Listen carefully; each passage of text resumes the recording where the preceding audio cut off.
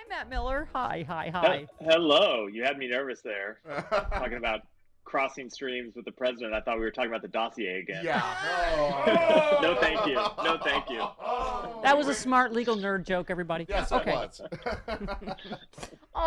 Matt, it is, as we know, Mr. Barr's authorization prompted the Justice Department official who oversees investigations of voter fraud, Richard Pilger, to step down from the post within hours. This is just, again, I know a lot of people are saying this is just him placating Trump. It's just, as we said earlier, it's putting bourbon on the baby's gums while he's crying it out. But it also is dangerous because it's putting poison in the body politic. It's enabling him to keep screaming vote fraud, right?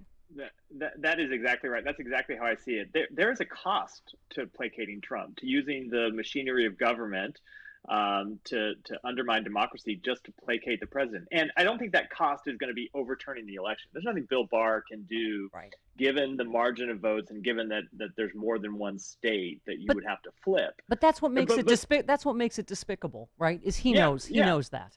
He knows that. And by the way, I do think if, say, this were a 2000 situation where it had come down to one state that was the decisive state, and there was a close margin, I think Bill Barr would be in court right now trying to get votes thrown out to throw the election for the president. But functionally, that's not something they can achieve. So I think what they're doing is, I think one half trying to placate Trump, and then it's either the other half or it's just a downstream effect from placating Trump, is to try to undermine the Biden administration from day one. I mean, that I think that's clearly the objective here, is to convince half the country or 40% of the country, some significant number of voters, Trump supporters, that this election was stolen and Biden is not an illegitimate president, or I'm sorry, he's not a legitimate president, and so you don't have to cooperate from him. There should be no honeymoon. There should be no period of grace, and it is just extremely damaging to the democracy. The latest in a long series of such actions. So just when my stomach settled, you tweeted this. The thing that worries me, you said, is the number of U.S. attorneys, most particularly the one in Philadelphia, are hacks who clearly aspire to a future in GOP electoral politics. They can't overturn anything, but they can sure make a lot of dangerous noise. You also said there's no clear, apparently credible allegations of fraud, as it says in Barr's memo, which is the bar that the memo sets. So if we see probes launched in the coming days, we'll know that it is more than just the usual appeasement and something much, much worse. So it sounds like you do have some fear of what, again, not that it's going to be overturned, but what lengths they're going to go to, right? Yeah, I do. Look, there are in a normal Justice Department, even if you had the Attorney General functioning this way as just a political hack, you would see people downstream behaving like the head of the election section in the criminal division did, which is to quit his post in protest and to refuse to carry out such orders. But the president has put some real, flunkies in his U.S. attorneys. The one in Philadelphia, Bill McSwain, is an absolute Trump hack. He was launching investigations or bringing indictments right before the election into people or against people for rioting way back in the summers, but clearly trying to connect them with what they were calling riots in Philadelphia in the weeks before the election, trying to make an argument that would be a political argument that backed up what the president said. He has been that. I could go down a long list of ways he's kind of abused his office and acted like U.S. attorneys usually don't. Wouldn't surprise me at all if he launches some high-profile investigation, has a press conference, says there are serious allegations of voter fraud. We're looking into the evidence. They won't ever be able to prove anything because it didn't happen. Or if it did happen, there's a couple votes here or there, nothing that would be decisive. But it will have the effect of giving the president what he wants, and it will have the effect of giving, I think, what the entire Republican Party wants, which is not just to help Donald Trump's ego, but to hurt the incoming president of the United States. I have to say it is a big bag of rats fighting at this point. Some allies of Trump are complaining that Barr's memo does not go far enough. One DOJ prosecutor says it seems like a last-ditch gasp at pleasing the president rather than an effort to overturn the results. They said so they're saying, no, we want you to go further and manufacture voter fraud? I mean, it's just, that is amazing that this still is not enough for Trump allies, right? Basically, no, it never is. I mean, that's the thing with when you do something inappropriate to try to please someone who is demanding complete and total corruption. you were never going to do enough. And that is Right. the lesson of everyone in the Trump administration. Kirsten Nielsen is a great example, right? You can separate families from their children, Yeah. rip babies from their mother's arms. It's not going to be enough for the president. Yeah. Nothing is ever enough unless you can deliver, absolutely what he wants, even if what he wants is impossible. Well, that. And Matt, you know how dangerous this period is. He just fired the defense secretary. Everybody's talking about our national security and what that does for our enemies. Obviously, purportedly, he's going to fire the CIA director and the FBI director. I mean, this is just a period of pure score settling, right? Vindictiveness, and I guess it's going to be equal parts pardons and firings, right? That's pretty much what he's going to do. Yeah, it's bad when you look at what's happening inside the government now, and the best case you can make is that it's just pure retribution. I mean, that's the best case for what's happening, is that the president's just angry at people and getting back at them.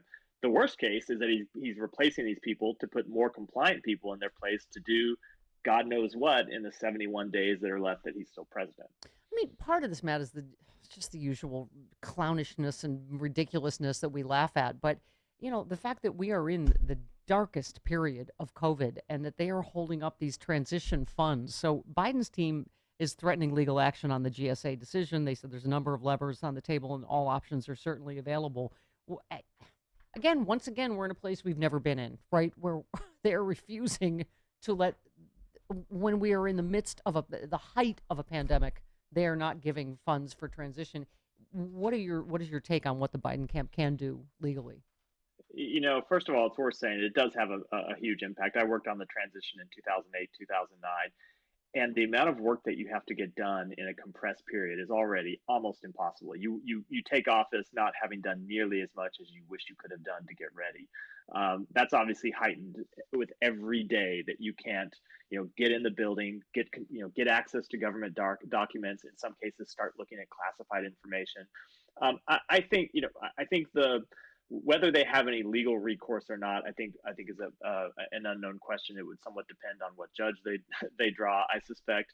I think a lot of it is also putting political pressure on the people inside the government, not on Donald Trump, but on this GSA administrator. Just say, do your job. Like Donald Trump can't hurt you anymore. Yeah. He's going to be president for 71 more days. Do the right thing, and that will matter for your career and your place in history far more than continuing to serve as a stooge for a lame duck president. Yeah. So as they continue the media with the Democrats in disarray, and what did we do wrong, and how can we reach out stories? Georgia Secretary of State, who is a Republican, talked about Senators Loeffler and Perdue calling for his resignation, saying that is not going to happen. Again, he and the Republican Secretary of State there and the governor said there's no fraud. Right, in Arizona and Georgia, they are Republican governors. And here it's Lieutenant Governor and Secretary of State. And you said, Matt, on Twitter, when you think of the factors conducive to Ossoff and Warnock winning the runoffs, the Republican Party at war with itself is high up on the list. I'm like, wow, just keep going, right? It's right. They clearly have decided that they have to keep the president's staunchest supporters, the sort of working blue collar, white voters, as angry and pissed off as they can to get them to turn out for that runoff. And maybe that's right, but with all of those, we've seen the thing about the Trump era is that everything you do to juice the president's base also juices the Democratic base, and to some extent loses them suburban white voters. That's the way they lost the election, is the combination of those three things, and it's how Trump lost Georgia in the first place. So I'm not sure it has the impact that they're hoping. And don't underestimate our unbelievable desire to wipe that smirk off Mitch McConnell's turtle face and make him not the majority leader of the Senate. I mean, this yesterday, hang on. Notably, the Constitution gives no role in this process to wealthy media corporations.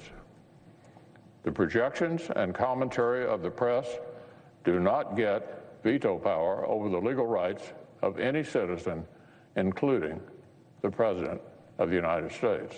I mean, this is what they're doing, is trying to play into the fake news, beating up on the media. It's like this is how we've called elections ever since we've had them. And it's not the media calling it. It's the state totals come in from the right. In some cases, Yeah. Republican governors and secretaries of state and whatever, right? You know what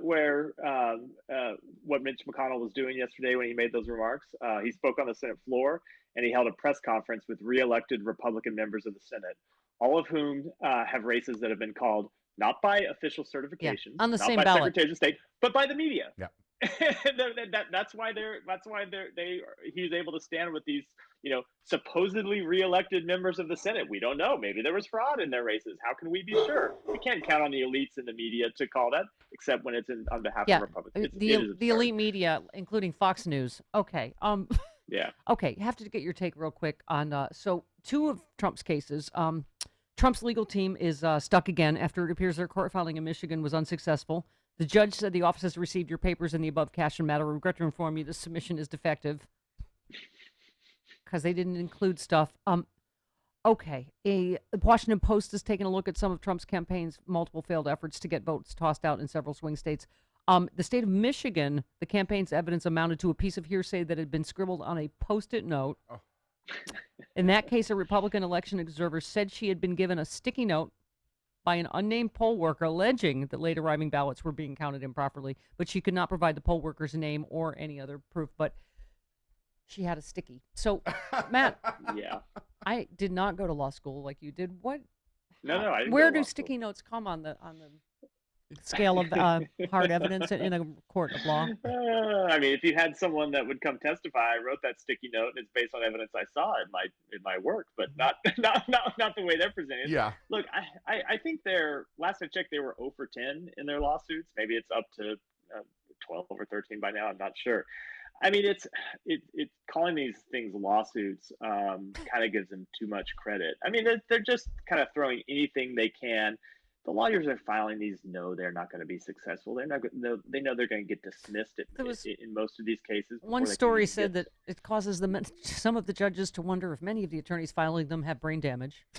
Yeah, no, it's there. I mean, they're just trying to do something to cast doubt on the election. I mean, there's no legal. That's the thing about it, there's no legal path to victory for the president here. So how long? How does this end? Does it end with a Smith Corona and a leg sweep? Does it end with ghost dragging him away in a subway? How does this back in bowl? How and when does this end? Back in bowl. I think I do not think it ever ends with the president conceding. I think it ends with Joe Biden on noon at January 20th taking the oath of office and heading down to the White House to take his spot in the Oval Office, and the president will leave sometime before that. Honestly, I wouldn't be shocked if the president went to Mar-a-Lago for Christmas and never came back. Yeah, it's just nothing would really surprise me here. But the only way it really ends is with Biden just taking off after a bunch of complaining and whining and screaming by the president and his allies. But will they ever actually stop the lawsuits or nothing? So there's no real